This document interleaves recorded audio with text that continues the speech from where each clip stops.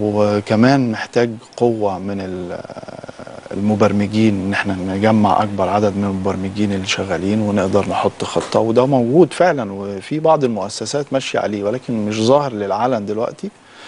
واتطبق في مصلحة الجمارك، ويعني شغال بشكل كويس، بس ان شاء الله يتفتح في بقية القطاعات. المفروض ان هو يشتغل بقى في وحقق نجاحات في مع طبعا مصلحة طبعا الجمارك. طبعا. العقود الذكية هي اهم حاجة طبعا. لان اتفضل. لان العقد الذكي عشان الناس تفهم بس يا مفهوم ريت. العقد الذكي، او هو عبارة عن ايه. العقد الذكي هو زي العقد العادي بالظبط، هو عبارة عن برنامج او بروتوكول بينفذ عدة شروط معدة من قبل مؤسس العقد او صاحب العقد. العقد الذكي بيشتغل من تلقاء نفسه بمجرد تطابق الشروط. بمعنى ان يعني فكرة ان يكون في اجهزة على مستوى العالم بتتأكد ان في شروط معينة اتنفذت في العقد ولا لا، دي فكرة في غاية الثورية. لان معروف ان من وظائف الحكومات ان بيكون عندها نظام قضائي بيتأكد من الشروط المطبقة في العقد ولا لا، ده موجود. تمام. والدول كلها قائمة على هذا النظام. ولكن في العقود الذكية لا، الموضوع مختلف تماما. ليه؟ لأن الموضوع لا مركزي. يعني لو قلنا في النظام القديم اللي هو النظام المركزي الخاص بالمؤسسات، لا، الموضوع خاضع لجهة أو لعدة أشخاص. وارد يكون في خطأ، وارد يكون في مشكلة تحصل، وارد يحصل تزوير، وارد يحصل خطأ من الموظف. لكن في العقود الذكية مستحيل تماما يحصل أي أخطاء. يحصل أي أخطاء زي كده. ليه؟ دي من مميزات العقود الذكية بقى. بالظبط. لأن احنا زي ما قلنا في أكتر من آلاف الأجهزة على مستوى العالم بتتأكد من شروط العقد أو شروط المعاملة إذا كانت تمت بالفعل ومتوافقة ولا لا، وبناء عليه بيتم تنفيذ العقد. يعني عشان نبسطها برضو بشكل أبسط بكتير، لو جينا على الوسيط التأميني مثلا.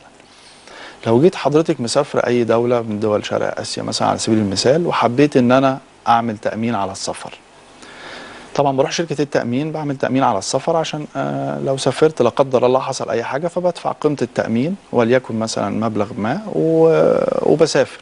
طبعا بعد ما سافرت المفروض ان القيمة اللي انا بدفعها لو لا قدر الله حصل حاجة في السفر انا بحصل على التعويض.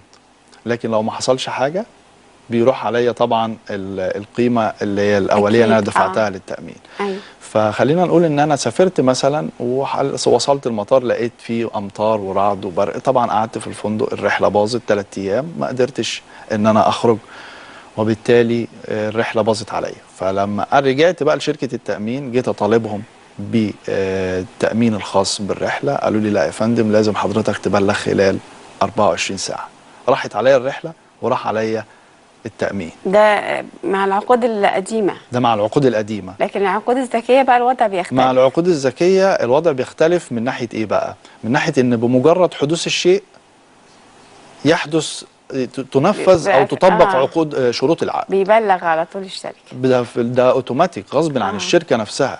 يعني الشركة نفسها ما تقدرش تتلاعب وتقول ان مالكش تأمين او ما بلغتش، لا، بمجرد حدوث الشيء العقد بيتنفذ اوتوماتيك ومبلغ التأمين بيوصل لحساب حضرتك في البنك. ده من مميزات العقود الذكية بقى، ده حاجة رائعة جدا. مباشرة يعني. حتى لو اتكلمنا فيها من ناحية العقارات، لو يعني مثلا حضرتك حبيت تبيع عقار دلوقتي او اي حد حب يبيع عقار عنده، بيضطر يروح للمحامي، بيضطر يروح لوسيط عقاري، بيضطر يروح للشهر العقاري، وبيبدأ يجمع الأطراف دي كلها علشان يعني يقدر يبيع العقار ده بدون ما حد ينصب عليه أو حد يعني يعمل معاه أي مشكلة. طبعا الموضوع طويل وعريض جدا وبيحتاج وقت ومجهود وتكلفة، ده غير النسبة اللي بتاخدها الشركة وبياخدها الوسيط العقاري والمحامي بالظبط. أيوه. وفي الآخر العقار بيتسجل وبتتنقل ملكيته بعد فترة كمان من يعني تلاقي حتى اي حد بيروح الشهر العقاري ممكن يروح الساعه 6 الصبح ياخد رقم 60، والشهر العقاري لسه هيفتح الساعه 8، فهو عقبال ما يجي رقمه تكون الساعه بقت 10 11. لا، في العقود الذكيه الموضوع مختلف تماما. حضرتك بمجرد ما بتدخلي على الشبكه وانا عندي عقار عايز ابيعه، حضرتك بتدخلي تدفعي تضغطي شراء او تدفعي قيمه العقار. بمجرد ما بتحولي قيمه المبلغ، قيمه العقار الخاص بالبيع، اوتوماتيك السيستم بياخد المبلغ من حضرتك يحطه في حسابي، وياخد ملكيه العقار مني ينقله لحضرتك في نفس الثانيه باسم سيادتك، وبيتسجل عند كل اعضاء الشبكه اللي موجوده على البلوك تشين كشهود، لان كلهم بيجمعوا وبيبصموا ان العقار ده اصبح ملك مين؟ ملك حضرتك. ده كل ده في توقيت واحد؟ كل ده في توقيت واحد، في اقل جزء من الثانيه بالظبط، في حوالي 10 ثواني بالظبط. طب ده تقنيه هايله جدا يا استاذ محمد، بس حضرتك بتقولي عشان تتطبق في جميع المؤسسات في مصر احنا محتاجين يعني مزيد من التشريعات القانونيه مثلا؟ صحيح صحيح. وموافقه من البرلمان بالظبط. لان هي المشكله، هقول لحضرتك على حاجه، هي المشكله اللي يعني في ناس بتقول التوقيع الالكتروني موجود ومتاح والتحول الرقمي، كل ده جميل، لكن اهم حاجه الجريد او الارضيه اللي شغال عليها النظام نفسه، او التحول الرقمي اللي احنا بنتكلم عليه. لو هو نظام مركزي فيبقى احنا ما عملناش اي حاجه، لكن لازم يكون لا مركزي. ليه؟ اسرع، وفي شفافيه، وفي مصداقيه، وفي موثوقيه. يعني هو حضرتك ليه احنا بنروح للبنك او للشهر العقاري او لاي وسيط؟